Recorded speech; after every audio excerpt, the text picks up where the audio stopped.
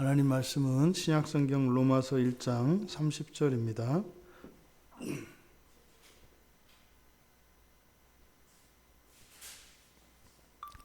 28절부터 32절까지 우리 같이 한 목소리로 함께 읽겠습니다. 또한 그들이 마음에 하나님 두기를 싫어하매 하나님께서 그들을 그 상실한 마음대로 내버려 두사 합당하지 못한 일을 하게 하셨으니 곧 모든 불의, 추악, 탐욕, 악의가 가득한 자요 시기, 살인, 분쟁, 사기, 악독이 가득한 자요 수근수근하는 자요 비방하는 자요 하나님께서 미워하시는 자요 능욕하는 자요 교만한 자요 자랑하는 자요 악을 도모하는 자요 부모를 거역하는 자요 우매한 자요 배약하는 자요 무정한 자요 무자비한 자라. 그들이 이 같은 일을 행하는 자는 사형에 해당한다고 하나님께서 정하심을 알고도 자기들만 행할 뿐 아니라 또한 그러한 일을 행하는 자들을 옳다 하느니라. 아멘. 타락한 인간의 본성이 어떠한가를 우리가 살펴보고 있습니다. 이것은 단지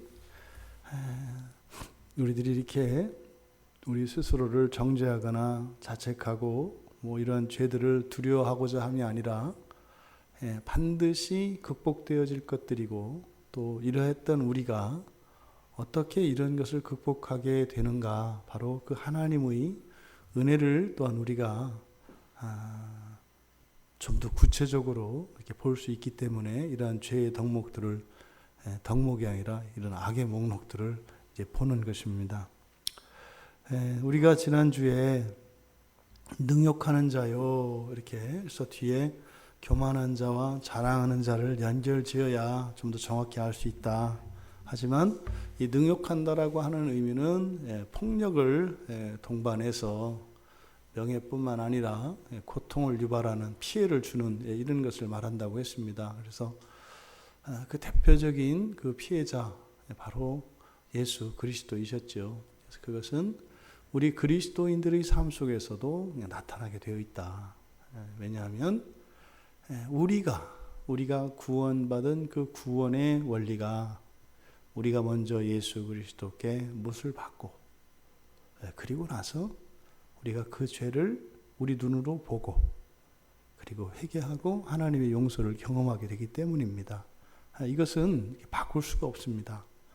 자연의 섭리와 같이 그래서 먼저 구원받은 자들은 내가 예수 그리스도께 못을 박았다는 것을 자각하게 됩니다.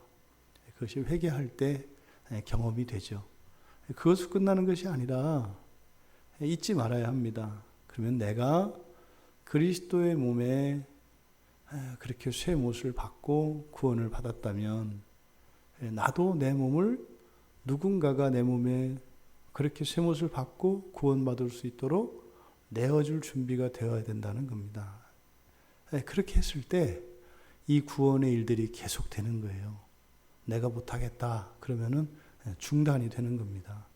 근데 그 끝이 무엇인지 알기 때문에 그걸 기꺼이 담대히 나갈 수는 없습니다만 우리가 결단하게 되는 거죠. 근데 결단하게 되면 실제로 그 뒤에 일어나는 일들은 우리가 굉장히 무섭거나 두렵거나 고통스럽지 않습니다. 왜요? 그것을 능가하는 하나님의 은혜가 부어지기 때문이죠. 이게 순서가 바뀌면 안 돼요. 이런 은혜가 다 있고 그러니까 걱정하지 마세요. 하나도 안 아파요. 하나도 별거 아니에요. 이렇게 되는 게 아니죠. 그렇게 했다가 하고 나서 뭐 안 아프긴 뭐가 안 아프고 무지 아프구만 이렇게 가는 거죠. 그래서 어떻게 해요?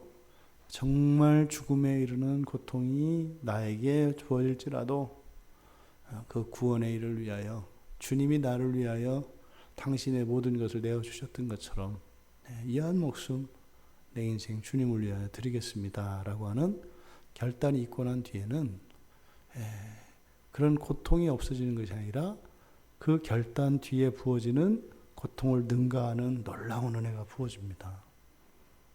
그러니까 그런 은혜가 우리들에게 경험될 수 있기를 바랍니다. 근데 그런 은혜를 경험하기 전까지는 사람의 힘으로는 도저히 감당할 수 없죠. 그래서 피해가게 되어 있습니다. 이렇게 자꾸 우회하고 그래서 빙빙 제자리에서 돌게 되어 있습니다.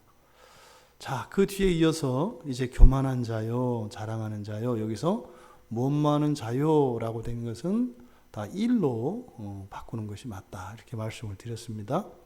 그러니까 교만한 일, 그리고 자랑하는 일, 이게 사실 이 능욕하는 일, 이 세 개가 따로따로 되어 있지만 이것이 거의 교만과 관계되어진 것입니다. 지금 사도 바울이 이야기하는 이 부분은 구약의 이사야서 2장 12절의 인유로 보여요.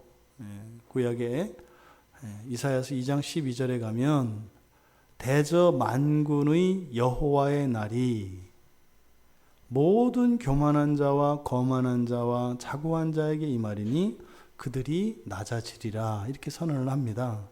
그래서 이사야 선지자가 이야기했던 교만한 자, 거만한 자, 자고한 자, 이것이 지금 사도 바울이 여기에서 이야기하는 능욕하는 자, 교만한 자, 자랑하는 자, 이것과 의미가 거의 비슷합니다.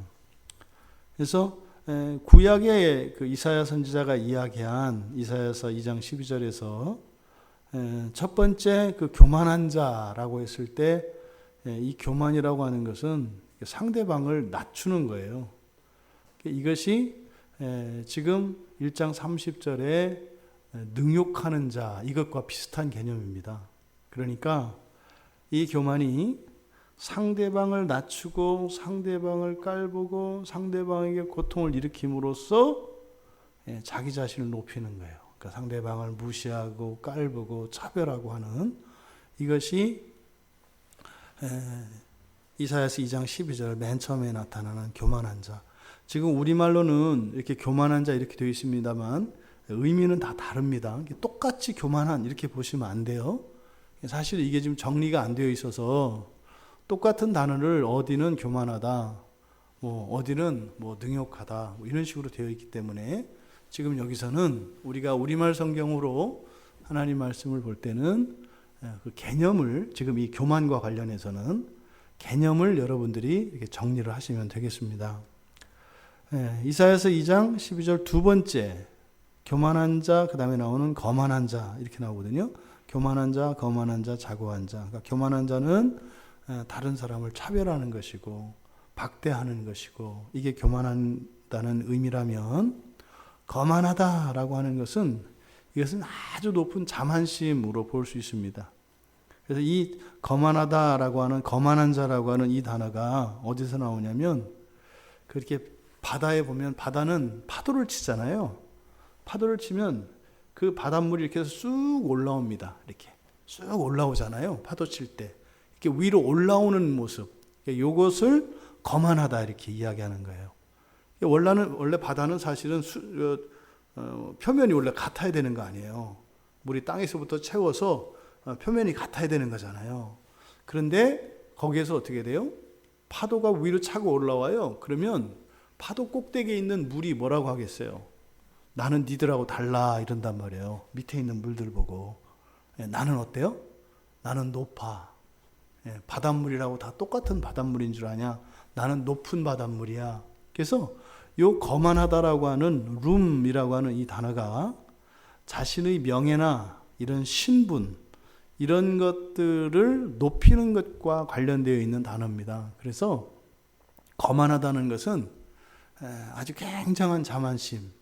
이번에 우리나라 남한의 연예인들이 북한으로 갔잖아요.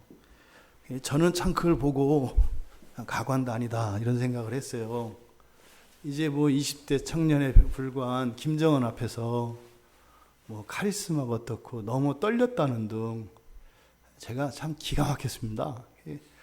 아주 몇몇 커트 이제 인사하고 사진 이걸 보니까, 그래서 아주 그냥 60 넘은 사람이 두 손을 붙잡고 무슨 이렇게 하는 이런 모습을 보고, 이제 보통 이제 기가 눌리는 거거든요, 기가.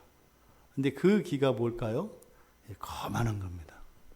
그래서 김정은이가 북한의 대권을 이어받으면서 맨 처음에 한 게 몸집 풀린 거잖아요, 몸집. 우리나라 조직 폭력배들이 맨 처음에 하는 것처럼 똑같은 거를, 개사료는 안 먹었겠지만 몸집 풀린 거예요, 몸집. 왜냐하면 사람이 그렇거든요. 상대방이 나보다 몸집이 크면 위축됩니다, 이렇게. 그게 이제 굉장한 어떤 고도의 심리전을 이용한 거죠. 그렇게 해서 이제 굉장히 자기 자신을 높이는 거만한 모습. 그러니까요, 너희들과 나는 너희들과 상대가 안 되는 높은 사람이다. 이제 이랬을 때 거기에서 사람들이 이제 주눅듭니다. 이게 이제 거만하다라고 하는 거예요. 자신의 권력이나 신분, 명예 이런 것이 아주 높다고 생각하는 것. 그 다음에 세 번째로 자고한 자. 이 자고한 자라고 하는 것은 능력과 관계되어 있는 겁니다. 능력과. 자고하다라고 하는 것은 뭐든지 다 할 수 있다라고 생각하는 거예요. 뭐든지. 나는 뭐든지 다 할 수 있다. 그러니까 과신하는 거겠죠. 이게 지금 이사야서 2장 12절에 나타난 교만, 거만, 자고한 한 자의 개념입니다. 그런데 이것이 크게 다르지 않아요. 또 이 사도 바울이 여기에 보면 능욕하는 자, 교만한 자, 자랑하는 자 이렇게 얘기했는데 이 중에 능욕하는 자를 제외하고 교만한 자, 자랑하는 자, 이게 디모데후서 3장 2절에서 순서만 바꿔서 똑같이 씁니다. 디모데후서 3장 2절에 이렇게 돼 있어요. 너는 이것을 알라. 말세에 고통하는 때가 이르러. 이게 디모데후서 3장 1절인데요. 말세에 고통하는 때가 이르러 사람들이 자기를 사랑하며 돈을 사랑하며 자랑하며 교만하며 비방하며 부모를 거역하며 감사하지 아니하며 거룩하지 아니하며 이렇게 쭉 여기도 이제 말세에 나타날 이런 세태에 대해서 쭉 열거를 합니다. 근데 여기에도 자랑하며 교만하며 여기 이제 단지 말의 순서만 좀 달라요. 사도 바울에서는 교만한 것이 앞에 나오고 자랑이 뒤로 갔는데 디모데후서 3장 2절에서는 자랑을 앞세우고 교만을 뒤세웠습니다. 근데 지금 요 두 단어가 이게 많이 쓰는 말이 아니에요. 여기서 교만하다라고 하는 이 말은 여러 곳에 쓰입니다. 그런데 앞에 있는 능욕하는 자 이거 한 번만 쓰였다고 말씀을 드렸잖아요. 그리고 이 뒤에 이 자랑하는 자 요 단어도 이렇게 쓰는 단어가 아니에요. 그러니까 지금 디모데후서 3장 2절과 로마서 1장 30절에만 사실은 사용한 표현이거든요. 근데 지금 여기서 사도 바울이 여기 진술하고 있는 이 내용들을 보면 구약의 이사야서 2장 12절과 신약의 디모데후서 3장 2절과 관련이 되어 있어요. 근데 이 구약의 이사야서 2장과 디모데후서 3장에 공통점이 있습니다. 공통점이 뭐냐면 마지막 날에 관련된 말들이에요. 그러니까 이사야서 2장도 바로 여호와의 날, 주의 날 이것은 마지막 종말 심판의 날을 나타내는 것이거든요. 그리고 디모데후서 3장에서도 이것을 말세라고 이야기를 해요. 그러니까 지금 사도 바울이 여기에서 사용하는 교만과 자랑이라고 하는 것은 무엇과 관계되어 있다? 마지막 종말과 관련되어 있다는 거예요. 그러니까요. 마지막에 반드시 다 나오게 되어 있는 거예요. 그러니까 이거는 모든 사람에게 예외가 없다는 거죠. 예외가 없다는 거예요. 그리고 이게 일반적인 거거든요. 그리고 이것은 반드시 해결되어야 하는 것이다 라고 하는 것을 가르쳐 줍니다. 어느 누구도 예외가 없다. 그리고 이것은 반드시 해결되어야 하는 것이다. 이것이 교만의 문제가 교만이라고 하는 것이 이렇다라고 하는 것을 가르쳐 줍니다. 그리고 그 앞에 지금 우리가 살펴보고 있는 교만과 관련되어진 능욕, 교만, 자랑 요 세 가지가 있고 그 앞에 하나님께서 미워하시는 자 이거는 뭐 하나님을 미워하는 것 또는 하나님을 미워하는 일 이렇게 이제 번역이 될 수 있다고 그랬어요. 또 비방하는 일 그리고 수군수군하는 일. 그러니까 수군수군하는 29절 끝에서부터 29절 맨 끝에 있는 수군수군하는 자요 여기에서부터 자랑하는 자요까지 여기에 있는 이 악의 목록들을 가만히 살펴보면 공통점이 있어요. 지금 여기에 기록된 이런 이 악의 목록들은 관계와 사람들의 관계, 이런 관계와 연관되어져 있는 그런 단어들입니다. 그러니까 여기 있는 것들은 지금 전부 다 내가 최고다라고 하는 이런 자만심과 자기 중심성, 자기 지상주의, 이거 하에서 일어나는 일들이에요. 수군수군하는 것도 마찬가지고, 비방하는 것도 마찬가지고, 하나님을 미워하는 것도 마찬가지고, 능욕하는 거, 교만한 거, 자랑하는 거 다 마찬가지입니다. 뭐예요? 나만 빼고 다 문제가 있는 거예요. 나만 빼고 다 못났든지, 나만 빼고 틀렸든지, 나만 빼고 잘못됐든지, 요 사고가 들어가 있는 겁니다. 그래서 이 헬라어 원문에서도 보면 여기 있는 수군수군하는 자부터 자랑하는 자까지를 또 15개의 악의 목록들 가운데 한 단락으로 이렇게 따로 묶어놨다고요. 그러니까 이것은 바로 관계 속에서 일어나는 악의 목록들입니다. 관계 속에서. 근데 공통점은 뭐라고요? 나밖에 모르는 거예요. 나밖에. 그러니까 내가 최고다라고 하는. 그래서 자기 중심성과 자기 과신과 자만심, 이것에서 나오는 것들이 바로 여기에 열거된 그 악의 목록들입니다. 지금 능욕, 교만, 자랑, 능욕하는 자, 교만하는 자, 자랑하는 자. 그래서 교만하는 자를 중심으로 해서 앞뒤로 능욕하는 자와 자랑하는 자가 있는데, 이 교만하다라고 하는데 사용된 요 단어를 제외하고 앞뒤에 있는 이것들은 여기만 예외적으로 쓴 거다. 근데 이 개념을 가지고 있는 비슷한 말들이 있어요. 근데 여기에서만 의도적으로 잘 쓰지 않는 그런 단어를 사용하고 있습니다. 그러니까 뭐겠어요? 지금 셋을 나누긴 나눴는데 능욕하는 것과 교만한 것과 자랑하는 것을 나눴지 않습니까? 근데 사실은 이것을 전체로 묶으면 이 셋을 한 단어로 말하면 뭘로 요약할 수 있다는 거예요? 교만으로 묶을 수 있다는 거예요. 근데 이 교만을 좀 더 세분해서 이렇게 나누고 있는 것이다. 그래서 우리가 일반적으로 우리가 일상에서 사용하는 용어로는 이 세 가지가 다 교만에 해당합니다. 우리가 사용하는 교만. 근데 그 성경에서는 그것을 좀 더 구체적으로 정교하게 그 의미들을 나누고 있어요. 왜요? 어느 한쪽만 교만이라고 생각해서는 안 된다는 거예요. 그러니까 이 교만이라고 하는 것이 세 가지 양상이 있다는 겁니다. 그러니까 우리가 생각하는 교만과 지금 성경이 가르쳐주는 교만 사이에는 차이가 있을 수 있는 거죠. 근데요, 이게 종말과 관계되어 있고 모든 사람과 관계되어 있고 반드시 해결되어야 하는 것이기 때문에 대충 해서는 안 된다 이 말이에요. 그러니까 우리가 볼 때 교만하지 않은 교만한 일이 있다 이 말이에요. 근데 이게 그렇게 되면 안 된단 말이죠. 왜? 반드시 해결돼야 하는 것이기 때문에. 그래서 이 교만에 대해서 셋으로 나누어서 설명을 하고 있는데, 이게 놀라운 것은요, 신약 성경 전체에서 사용되는 교만하다라고 사용되어지고 번역되어진 단어가 3개예요. 3개예요.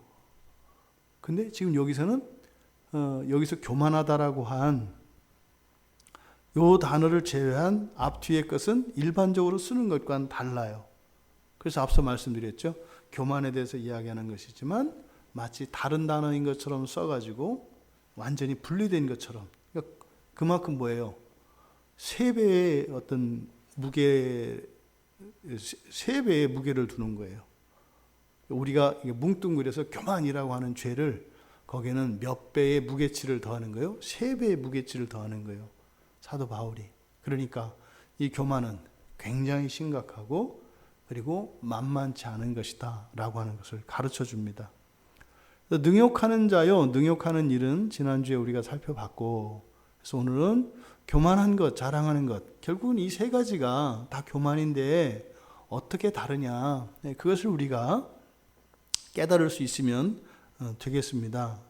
먼저 교만한 자, 이 교만한 일이라고 하는 이 단어가 이제 마가복음 7장 22절에도 쓰이고 또 누가복음 1장 51절 그리고 야고보서 4장 6절 베드로전서 5장 5절에도 물론 품사는 다릅니다만 이 단어가 쓰입니다.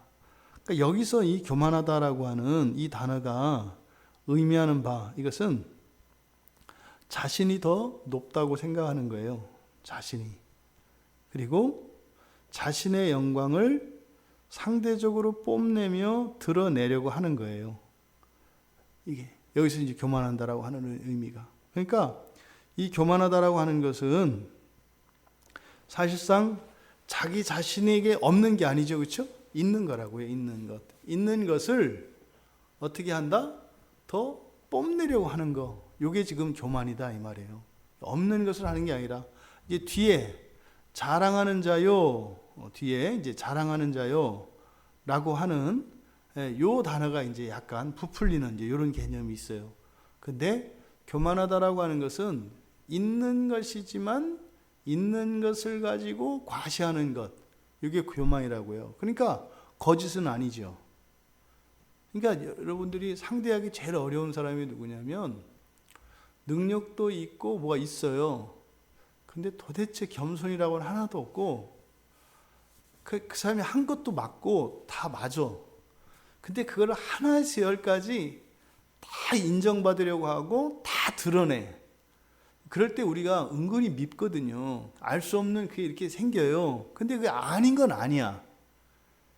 그렇게 사람들 마음을 힘들게 하는 게 여기서 말하는 그 교만입니다. 여기 지금 1장 30절에 나와 있는 이 교만이에요. 그러니까 이것은 말입니다. 사실상 자기 자신을 파괴합니다. 이 교만이라고 하는 것은 자기 자신을 파괴합니다. 여러분 생각을 해보세요. 내가 여러분들은 누군가에게 사랑을 받는 게 좋아요? 미움을 받는 게 좋아요? 사랑받는 게 좋아요. 사랑받는 게. 심지어는요, 나쁜 사람도 나를 이렇게 사랑해주면 좋아 보인다고요. 이렇게 있죠? 김정은이 그날 와서 뭐 노래 잘 들었습니다 하니까 거의 감동받아가지고, 그 김정은이 나한테 감사하다고 했다고, 그래서 아주 제가 참 기가 막혀요. 우리나라 그 국군 장병들을 갖다가 파괴한 놈이 내가 그렇게 했다고 자랑하지를 않나. 기자들은 거기 가서 취재하고 강아지들 마냥 알랑거리고 혓바닥 내물거리고 헥헥거리지를 않나. 핵폭탄을 만들어서 이 나라가 언제 어떻게 될지도 모르는 상황인데 내가 이제 안 하겠다라고 하는 거짓말 하나에 속아가지고 언제 그랬냐는 듯이 이게 나라입니까? 이게 얼마나 지금 이 나라가 비참한지 몰라요. 그러니까 참 진짜 어디로 어떻게 되려고 이러는 건지 그렇게 말입니다, 여러분. 이게 그렇게 말도 못하는 원수가 나한테 잘해주니까 왠지 좋은 거예요. 거기다가 뭐 엄청난 권력을 가지고 있는 사람이 이름을 불러주고 악수 한번 하고 등을 두드리니까 나이도 새파란 녀석이 어디 어른 등을 두드려요. 지가 머리를 굽혀야지. 그래도 우리는 좋은 거예요. 나한테 잘 대해주면. 근데 말입니다. 이렇게 교만하면 어떻다고요? 다른 사람이 그 사람을 좋아할 수가 없어요. 밉다니까요. 싫다니까요. 결국에는 어떻게 되겠어요? 자기만 고립이 됩니다. 근데 또 어떻게 해요? 자기의 영광을 높이려고 더 막 할 거 아니에요. 근데 하면 할수록 어떻게 돼요? 점점 더 피폐해져가는 자신을 보게 됩니다. 그래서 이 교만은 다른 사람에게도 아프게 합니다. 그런데 여기서 지금 강조하는 것은 앞에 능욕하는 것은 교만의 결과로서 사실은 피해를 입는 게 누구예요? 주변 사람들이죠. 그게 능욕하는 일이에요. 교만으로 말미암아서 다른 사람들에게 폭력적으로 피해를 입히는 것, 이게 능욕하는 일이고, 그리고 여기서 말하는 교만한 자라고 하는 것은 사실은 뭐예요? 자신이 가지고 있는 좋은 장점들이지 않습니까? 그런 것을 스스로 높이려고 하는 그것 때문에 오히려 공동체로부터 사람들로부터 배제당하고 사랑받지 못함으로써 결국은 자기 자신을 해치는, 그러니까 좋은 일을 하고 욕을 먹는 이런 일이 바로 여기서 이야기하는 교만한 일입니다. 두 번째로 끝에 나오는 이제 자랑하는 일이라고 하는 이 단어는 이제 알라존이라고 하는 단어인데요. 이거는 잘 안 쓴다고 그랬어요. 안 쓰는 단어예요. 근데 이 알라존이라고 하는 이 단어와 비슷한 개념을 가지고 있는 단어들이 있어요. 이 단어가 주로 쓰이는 게 고린도전서입니다. 고린도전서에만 바로 이 알라존 1장 30절에 자랑하는 자라고 하는 이 말과 비슷한 그 개념을 가진 말이 고린도전서 4장 6절, 18절, 19절, 그리고 5장 2절, 그리고 8장 1절, 그리고 13장 4절. 이게 주로 고린도전서의 전용으로 쓰여요. 여기에는 이 단어가 교만하다라고 번역되어 있어요. 우리말 성경에는. 근데 이때 교만하다라고 하는 그 단어의 의미가 뭐라는 거예요? 자랑이라는 의미다 이 말이에요. 그래서 골로새서 2장 18절에 똑같이 유일하게 고린도전서를 제외한 다른 곳에 이 교만하다라고 번역된 요 단어가 골로새서 2장 18절에 쓰이는데 거기는 우리말 성경에 과장하고라고 이제 번역되어 있습니다. 근데 전부 다 이것들은 무엇과 같다? 지금 자랑하는 자의 개념과 같다. 그래서 이 자랑한다고 하는 것은 그러니까 우리가 일반적으로 이야기하는 자기 것을 가지고 이렇게 자랑하는 이런 게 아닌 거예요. 사실 이것은 앞에서 이야기한 교만한 일에 그런 의미를 가지고 있는 거고, 여기서 자랑하는 자여 할 때 이 자랑의 개념은 그런 것이 아니라 사실은 부풀리는 겁니다. 그래서 이 단어는 사람이 만들어내는 것으로서 사실보다 부풀리는 것이고 분수를 모르는 것, 이걸 자랑한다라고 해요. 그러니까 마치 오늘날 이렇게 물건을 팔려면 광고를 해야 되잖아요. 광고는 있는 그대로를 가지고 하지만 사실은 그 애매한 말들을 해서 다른 사람들로 하여금 더 좋게끔 착각하게 만들죠. 근데 그걸 거짓말이라고 할 수는 없어요. 왜? 정확하게 그렇게 얘기를 안 하니까. 근데 듣는 사람은 그렇게 생각하게 해. 그래서 그걸 가지고 뭐라고 하면 그럼 정확하게 한번 따져보자. 그렇게 했냐? 그러니까 했다라고는 할 수 없어요. 하지만 안 했다라고도 할 수 없지만 그걸 분명히 했다라고 할 수 없는, 요게 말씀드린 것처럼 이 사람이 실제 그것에다가 덧붙여서 만들어낸 무엇이에요. 이게 과장하고 부풀리는 이런 거죠. 근데 이게 뭐 굉장한 기술이잖아요. 이게. 근데 이런 일이 지금 이렇게 하나님이 억제하시는 은혜를 거두셨을 때, 그리고 그 하나님의 마지막 때에 이런 일들이 일어난다는 거예요.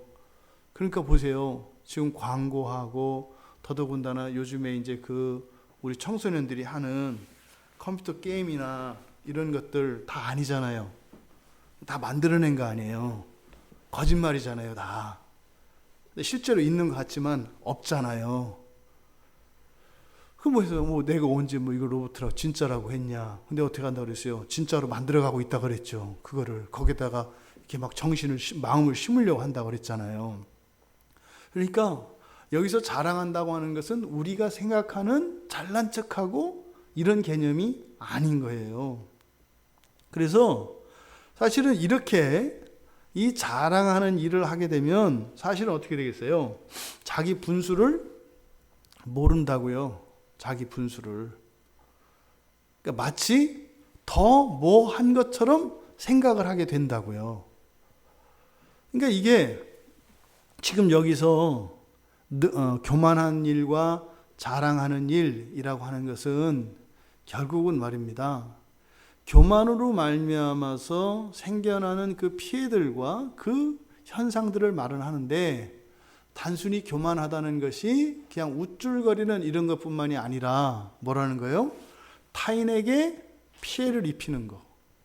그리고 심지어는 어떻게 해요? 자기 자신에게 해가 될 정도로까지 자기를 스스로 높임으로써 고립시키고 공동체로부터 배제시키는 이런 일들, 이런 것도 교만이고, 또 하나 사실을 부풀리는 이러한 일들은 거짓이나 이런 것이 아니라 이게 어디에서 나온다고요? 교만에서 나온다고 이야기를 하는 거예요.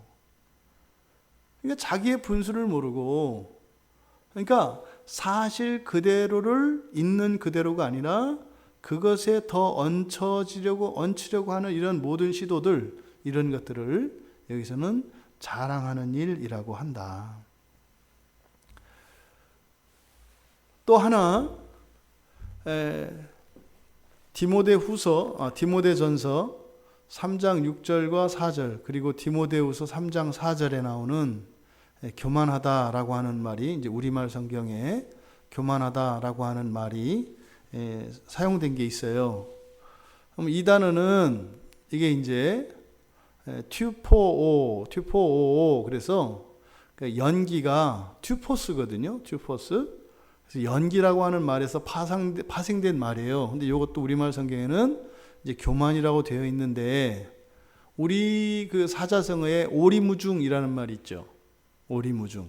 그 안개 속에 사방이 그냥 팩팩한 안개에 휩쓸려서 도대체 방향 감각을 잡을 수도 없고, 뭐 이런 거, 이거 오리무중이라고 하잖아요. 그 오리무중이라고 하는 개념과 비슷한 말을 가지고 있는 게 디모데전서 3장 6절과 6장 4절, 그리고 디모데후서 3장 4절에 쓰인 요 교만하다라는 요 단어예요. 그러니까 요 단어는 그 교만의 어떤 측면을 나타내냐면, 사방이 완전히 가려져 있어요. 그러니까 방향을 몰라요. 네? 그런 상태에서 완전히 분별력이나 자제력을 잃은 상태를 말해요. 그러니까 교만의 한 양상을 말하는데, 그러니까 우리말로 뭐 하는 거예요? 눈에 뵈는 게 없다. 이게 앞에서 이야기했던 능욕하다라고 하는 이 개념과 같아요. 그럼 그 바로 옆에 사람이 있든 뭐든 어떻게 되는 거예요? 몸부림을 치느라고요. 막 칼이 있으면 칼에, 그래서 막 피해를 입는 거죠. 이게 성경의, 신약 성경에 나타나는 교만하다라고 하는 또 다른 단어입니다. 그게 지금 여기에 능욕하는 자요, 능욕하는 일, 이것과 일맥상통한다. 그러니까 성경에는 교만과 관련해서 세 가지가 나오는데, 사도 바울은 여기서 지금 그 셋을 어떻게 해요? 그 교만을 셋으로 세분해서 그만큼 이것이 중요한 것이고, 그리고 정교하게 이것을 구분해야 될 필요가 있다라고 우리에게 강조한 거다 이 말이에요. 그러니까 여러분들이 생각했던 교만과 성경에서 이야기하는 이 교만, 이 차이를 우리가 알아야 한다. 그래서 어떻게 해요? 어떤 사실이나 이 일들을 과대평가하거나 과장하려고 하는 이것도 교만의 한 종류인 것이고, 또 내가 가지고 있는 어떤 능력이나 명예나 이런 신분들로 인해서 누군가에게 해를 끼친다면 그것도 교만이고, 또 나에게 없는, 내가 가진 그런 것이지만 사실보다 부풀리는 것. 그래서 부풀리는 것, 다른 사람들에게 피해를 높이는 것, 나를 너무 높이는 것, 그렇게 결국은 나에게 해를 끼치는 것, 이 세 가지가 전부 다 교만의 개념이라는 거예요. 근데 말입니다, 이 교만에 대한 이런 개념이 신약에서만 그러냐? 구약도 똑같아요. 보니까 구약 성경에도 이 교만으로 번역되어지는 교만하다라고 하는 개념을 가진 이런 단어들이 있는데, 아까 우리가 앞서 살펴보았던 이사야서 2장 12절에 거기에 사용된 이 말들과 이것과 교만에 관해서 잘 설명하고 있는 본문이 예레미야예요. 예레미야 48장 29절에 보면 여기도 교만의 의미가 잘 나타나 있는 본문입니다. 그래서 에레미야 48장 29절에 보면 이렇게 되어 있어요. 우리가 모압의 교만을 들었나니 심한 교만 하면서 설명을 합니다. 곧 그의 자고와 오만과 자랑과 그 마음에 거만 이로다.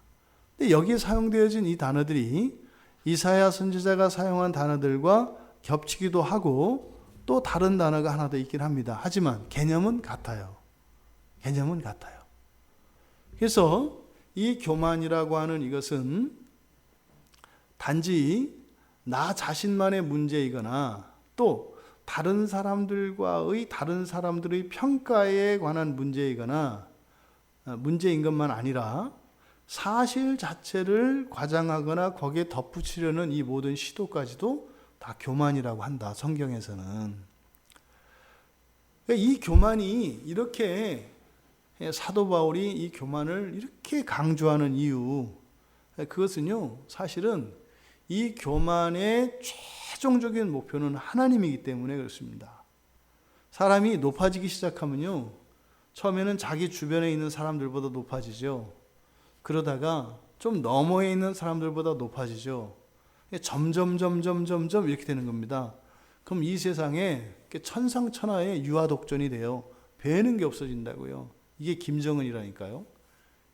오늘은 제가 아주 김정은 표적 설교를 하는 것 같아요. 예, 근데 그렇게 해도 마땅합니다.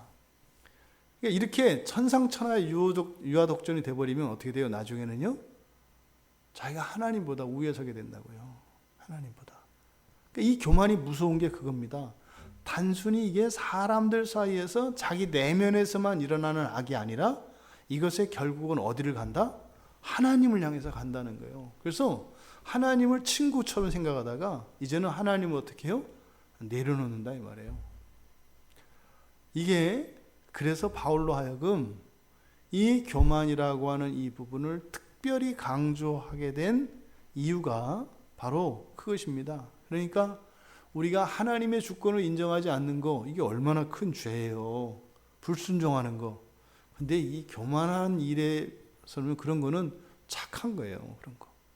불순종해가지고 그것 때문에 괴로워하고, 예? 이거는 죄도 아니야, 이거는. 예? 우리가 일반적으로 이야기하는 좋은 의미에서 완전히 천사평구예요. 그럼 이 교만한 자는 어떻게 되냐? 그런 걸 갖고 신경을 써. 하나님이 내 손 안에 있는데 그 뭐죠? 어기면 어때? 주인이 종의 말을 안 들으면 뭐 어때요? 그죠? 이 교만이 이렇게 무서운 겁니다. 그래서 사도 바울이 이렇게 교만에 대해서 중요하게 여기고 있다. 그럼 성경에서 가르치는 이 교만에 대한 개념들이 있어요. 교만에 대한. 그럼 이제 이 교만이 우리가 지금 살펴본 것은 그 어휘에 그 성경에서 쓰인 용례들을 통해서 가지고 있는 그런 의미들이고, 또 구절 안에서 이 교만의 개념들이 무엇인가를 우리가 좀 살펴볼 수 있는 게 있습니다. 시편 123편 4절에 보면, 시편 123편 4절 한번 봐보실까요?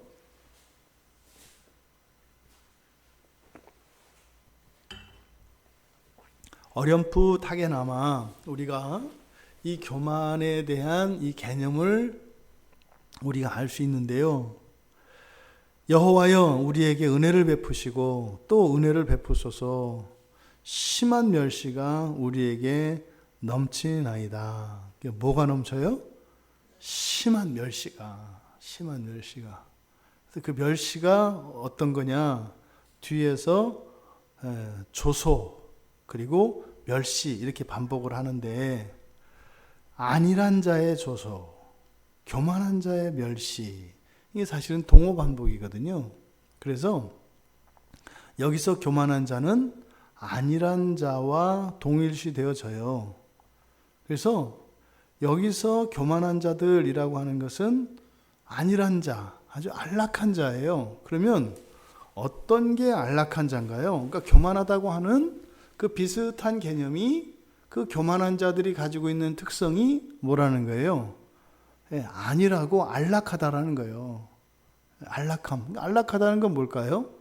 말 그대로 그냥 편안하고 즐거워요. 그러니까 부족한 게 없어요. 거칠 게 없어요. 그러니까 뭐 얘기를 하면 뭐 그 걱정이야? 그러니까 이런 사람들은요, 어떤 어려운 사람들이나 아픈 사람들이 이야기를 하면 못 알아듣습니다. 내가 이러한 일이 있어서 너무 힘들었어. 그러면 잘 듣고 있어요. 근데 아무 반응이 없는 거예요. 내 얘기 듣는 거야? 듣고 있지. 내가 이래서 무지 아팠다고. 근데 그게 왜 아파? 이게 공감이 안 돼요. 이 안락한 자들은요, 전혀 우리 삶 속에서 일어나는 일이 전혀 느껴지질 않습니다. 사실은 이건 무엇과도 관계될까요? 죄와도 관계되어 있다고요.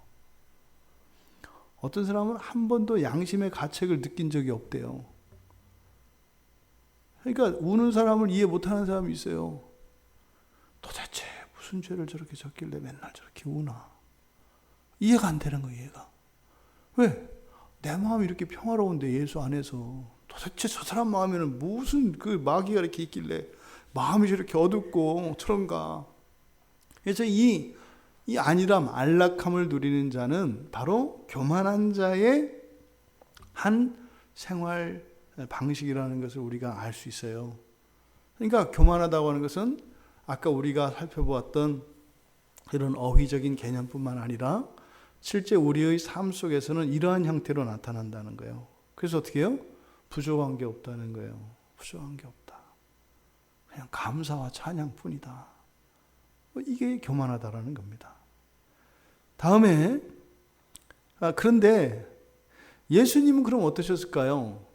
진짜로 부자의 능력으로 치면 예수님만한 사람이 있어요? 없잖아요, 이 세상에. 그럼 예수님이 이 세상을 사실 때 그렇게 안일하고 안락한 삶을 사셨을까요?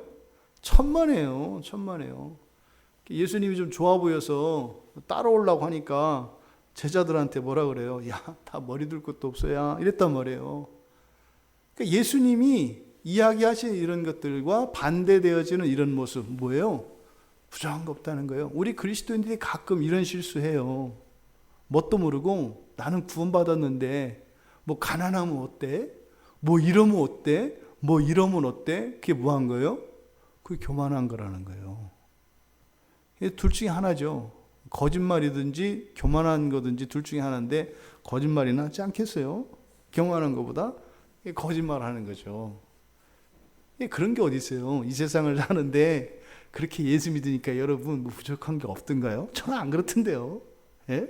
저는 예수 믿고 저 목사가 되고 나서 더 부족한 게 더 많아졌어요. 예? 물론 더 좋은 거 더 많아졌죠. 예? 더 좋은 것도 더 많아졌죠. 비교하면 남아요, 훨씬.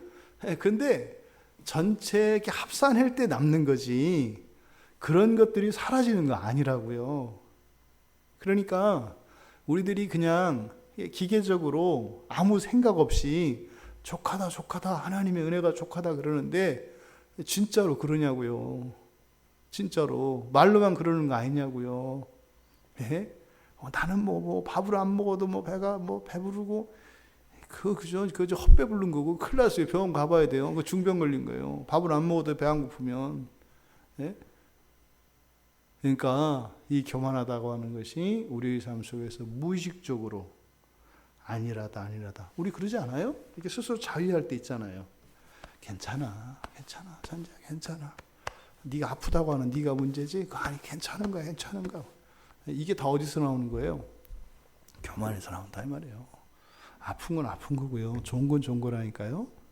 우리가 아픈 가운데에서 고통을 없애는 게 그 아픈 걸 안 아프게 바꾸는 게 아니라 그것을 능가하는 하나님의 은혜와 사랑을 알 때 하면서도 좋은 거예요. 교만한 자들은 그걸 모르죠. 그걸 모릅니다. 두 번째로 잠언 15장 25절에 가면 교만한 자가 과부와 비교가 됩니다. 과부와. 그래서 여호와는 교만한 자의 집을 허시고 과부의 지게를 정하신다 그래요. 그러니까 교만한 자와 과부를 이렇게 대조시키고 있습니다. 그러니까 과부의 정반대가 교만한 자인 거예요. 그래서 우리가 과부라고 하는 것은 단지 남편이 없는 걸 의미하는 게 아니잖아요. 과부라고 하는 것은 절대적으로 취약한 사람들을 말합니다. 어느 누구의 보호도 받을 수 없는 상태의 사람을 과부라고 하는 거예요. 과부는 단지 미망인을 말하는 게 아닙니다. 그러니까요, 자신에게 능력도 없고 또 누군가의 도움을 의지할 수도 없고 기대할 수도 없는 그런 사람을 과부라고 해요. 근데 그것과 반대되는 사람이 교만한 자래요. 그럼 교만한 자는 뭐겠어요? 누구의 도움도 필요 없고 내가 알아서 다 할 일이고 뭐 이런 거예요. 내가 뭐 누구에게 신세 질 일도 없고 뭐 그리고 누군가가 날 도와줘야 된다고 하는 그런 상황도 없고 이것이 교만한 자라고 하는 겁니다. 그런데요, 야고보서 4장 6절에 가면 교만한 자를 물리치시고 겸손한 자에게 은혜를 주신다 그래요. 그러니까요, 맞추시거든요. 그래서 어떻게 해요? 바로 교만한 자의 집을 허물어서 가운데 줄을 딱 거가지고 과부에게, 즉 아무것도 없던 자에게 반 나눠주신다는 거예요. 그러니까 교만한 자라고 하는 것은 이렇게 도움이 필요하지 않은 사람들, 도움이 필요 없다는 거예요. 우리 오늘날 그리스도인들에게 나타나는 교만은 그러니까 뭐겠어요? 더 이상 하나님의 은혜가 필요 없진 않지만 안 주셔도 돼요. 이게 교만이라고요. 하나님 그냥 제가 지금은 살만하니까 저기 급한 사람들, 저 사람들 은혜를 주시고 도와주시고 저는 제가 알아서 할 테니까, 이게 교만이에요. 가끔 저희들이 이제 목사들이다 보니까 지체들을 목양을 하고 이렇게 만나고 합니다. 그러면 이제 가끔 그런 사람을 만나요. 사람마다 문제가 다 있잖아요. 사람마다. 근데 이렇게 상대화 시킬 수 있죠. 어떤 사람은 예를 들어서 뭐 지금 뭐 한 달 생활비를 가지고 걱정하는 사람이 있을 수 있고, 또 어떤 사람은 뭐 몇백억짜리 빌딩을 지금 짓는데 거기에 필요한 자금이 좀 모자라서 걱정하는 사람이 있겠고, 엄청 차이가 나고 다르잖아요. 그죠?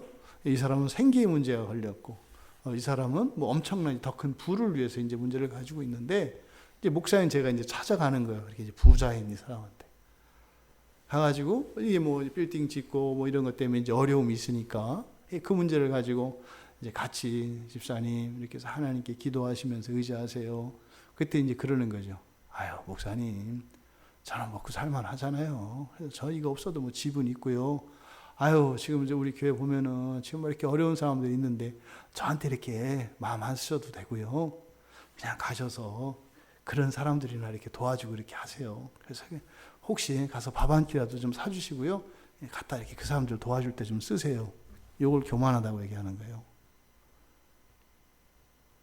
하나님의 은혜가 어떤 사람도 어느 순간도 필요하지 않은 때는 없다니까요.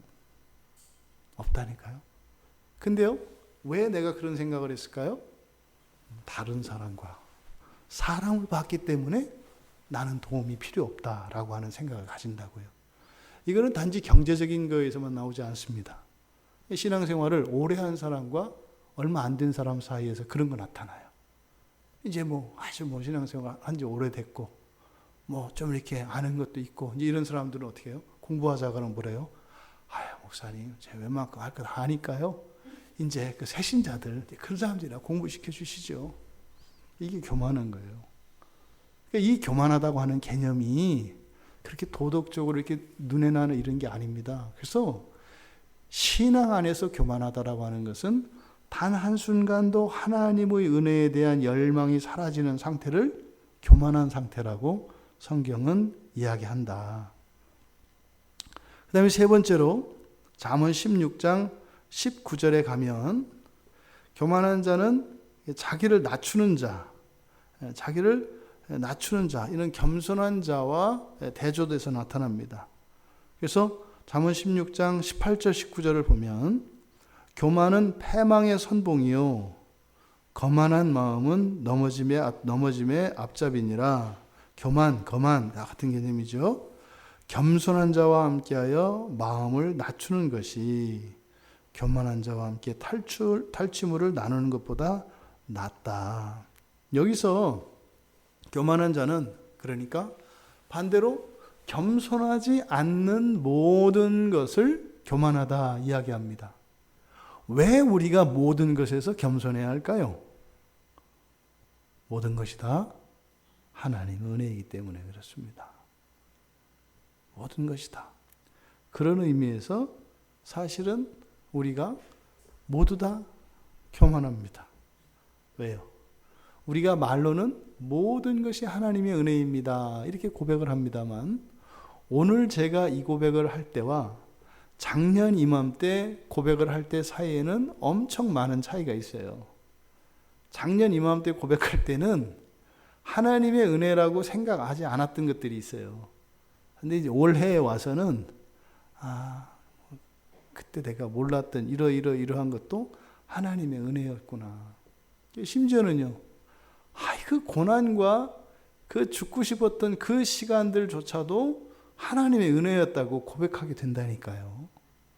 그러니까 실제로는요, 지옥 가도 어떻게 하겠어요? 하나님의 은혜를 안다고요. 이거는 저의 추정입니다. 그러니까 전 그렇게 생각을 해요. 이 다음에 지옥 가서 꺼지지 않는 유황불에서 타는 거 아프겠죠. 근데 사람은 영적이기 때문에 그것보다는 하나님의 은혜와 사랑을 인정하지 않고 그것을 매몰차게 거절하고 그리고 정말 배은망덕하게 살았던 그 삶에 대한 기억들이 더 괴로울 거라고 봐요. 어떻게 내가 그 하나님의 그 사랑을 어떻게 그랬냐? 그러니까 뭐예요? 죽어 마땅한 자다. 저는 그게 더 클 거라고 봐요. 너는 죽어도 싸.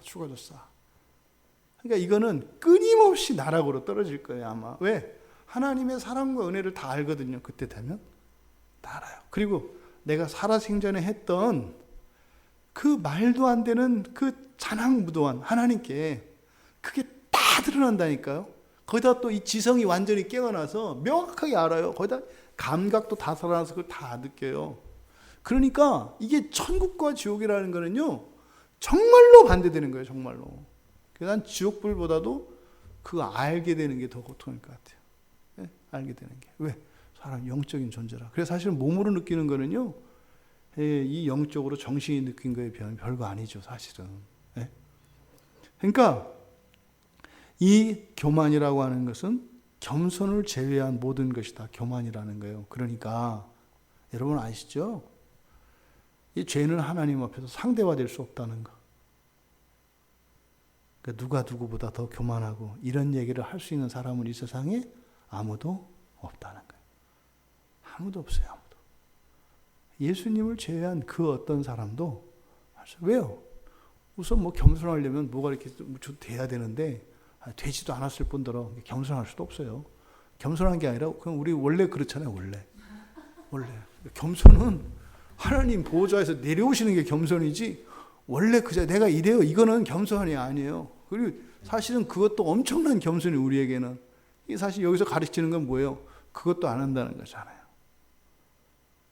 팔도 뒤틀리고 다리도 안짱다리, 다리 한쪽은 뒤로 꺾이고 하나는 앞으로 꺾이고 허리는 좌우로 80도 S자로 휘어지고 고개는 곱추, 구부정한 곱추에다가 눈은 멀고 코는 냄새도 못 맡고 듣지도 못하고 살은 썩어져 나가고, 그죠? 온몸은 죽부병에 벌벌 떠는데 뭐라는 거예요? 잘났다는 거예요. 이게 이까지 벙어리죠? 성경에 보면은. 그러니까 우리는 사실은 뭐라는 거예요? 사도 바울이 하고 싶은 얘기가 뭐겠어요? 자기 자신을 본다니까요. 교만 덩어리가 교만 덩어리. 아주 교만으로 똘똘 뭉친 것이 우리 자신. 그래서 어떻게 해요? 이걸 하나로 이야기가 어려워요.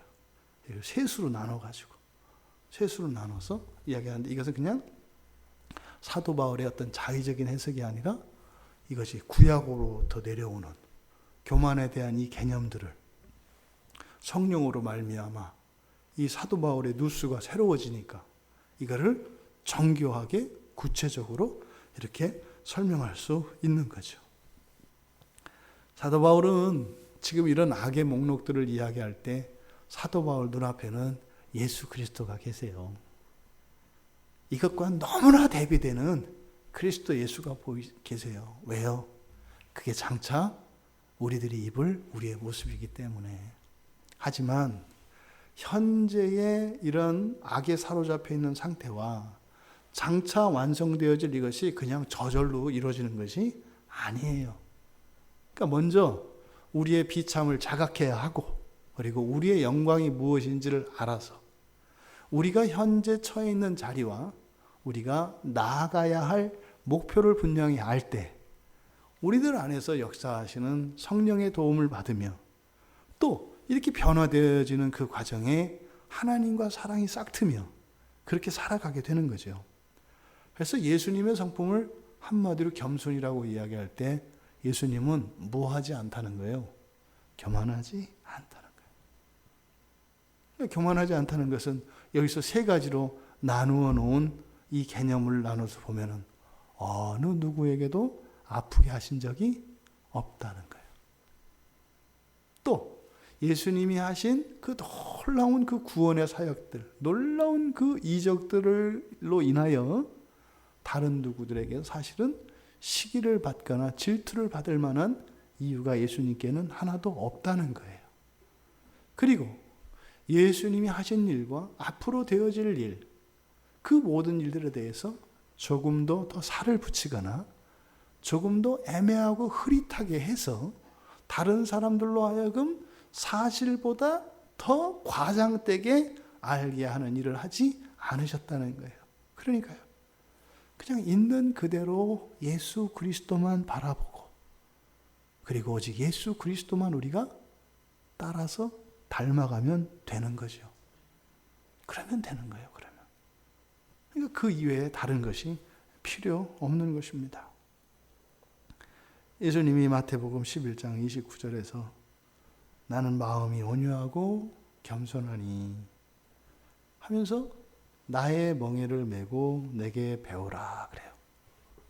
내가 온유하고 겸손하니 나의 멍에를 메고 배워라. 여기서 그러니까 멍에를 메라는 게 아니에요. 십자가를 지는 게 문제가 아닌 거예요. 그게 뭐예요? 멍에를 메고 그리고 우리에게 주어진 십자가를 지고 가는 것, 그것은 그 십자가를 우리에게 맡기시려고 멍에를 지우시려고 하시는 것이 아니라 사실은 우리에게서 무엇을 제거하시려고 하는 거예요? 교만을 제거하시려고 하는 거예요. 교만을. 그래서 그 교만을 제거할 때라야, 그래서 그리하면 너의 마음이 쉼을 얻으리니. 그러니까 결국은 우리 마음의 짐이 어디에서 온다고요? 교만에서 온다고요. 교만에서. 예수님의 이 말씀. 그래서 베드로 사도도 베드로전서 5장 6절에서 하나님의 능하신 손 아래에서, 하나님의 손은 능력입니다. 하나님의 능력. 하나님 능력 안에서 겸손하라. 겸손하라는 건 뭐겠어요? 의지하라는 거예요. 의지하라는 거예요.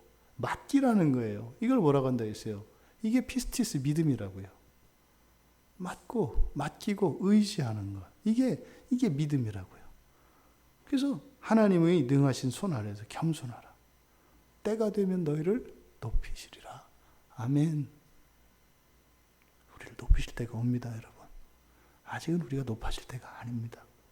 지금은 교만을 버리고 그리스도의 겸손을 배우며 하나님께서 우리를 높이실 그때까지 주님의 겸손을 배우며 살아야 할 때가 우리들의 인생입니다. 교만하고 자랑하는 일, 이것이 악하다. 이것은 하나님으로부터 사형당할 그런 죄에 해당한다. 이걸 이야기하는 것이 아니라 바로 뭐예요? 우리를 높이시기 위한 하나님의 일이 계속되고 있다는 것. 근데 그것을 억제하신 은혜를 거두심으로써 그 사실을 우리에게 자각하게 하시는 거죠. 그렇다 해서 모두 다 그렇게 되는 것은 아닙니다. 우리들의 선택의 문제입니다. 여러분, 우리가 우리 인생을 살아가며 우리는 철저히 교만에 배어있는 자들인 것을 잊지 마시고, 그리고 이 교만은 반드시 완전히 해결되어야 하는 것이고, 그랬을 때 하나님이 우리를 높이시는 그 영광이 우리에게 약속되어 있음을 믿으며 그렇게 우리 인생을 잘 인내하시고 끝까지 주님께서 우리를 높이시는 그 날을 향하여 믿음의 승리자 다 되시는 우리 모두 되기를 주님의 이름으로 축원합니다.